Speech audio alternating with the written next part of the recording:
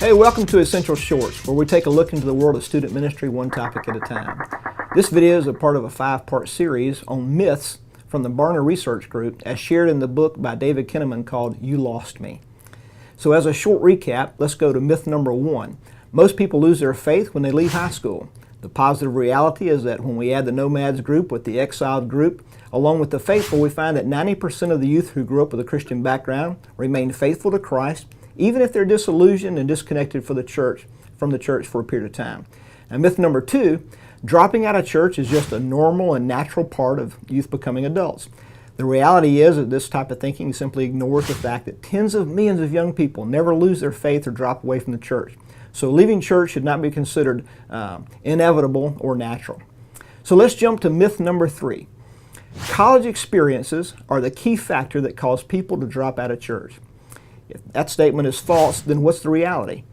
Everyone who has an ear turned even slightly towards youth ministry knows the important role that college plays in shaping the spiritual journey of young Christians. But as Kinnaman reports, college is not really the faith killer that many of us, including parents and pastors, have traditionally assumed. The faith journey during the college experience, particularly in public universities, it is admittedly neutral at best, but adversarial at worst. Regardless of what your particular college experience was, it's just too simplistic to blame college for today's young 18 to 29-year-olds dropping out of church. What's the evidence? Well, for one, many young Christians begin their disassociation from the church well before they arrive on the university campus. Although the college environment is challenging for young believers, the data shows that many students begin emotionally disconnecting from the church, sometimes by age 16. The problem arises when parents and youth leaders inadequately prepare young Christians for life beyond the youth group. Do youth ministers prepare students for the challenge that they will inevitably face? Yes, absolutely.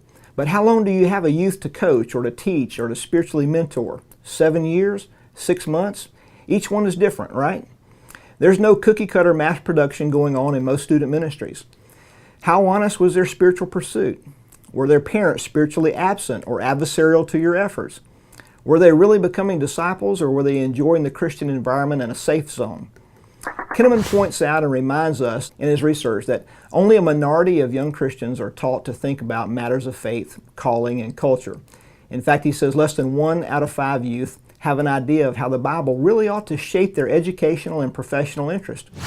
Add to that the fact that most youth lack adult mentors or meaningful friendships with older Christians who can guide them through their inevitable questions that arise during the college years, and the problem is clear.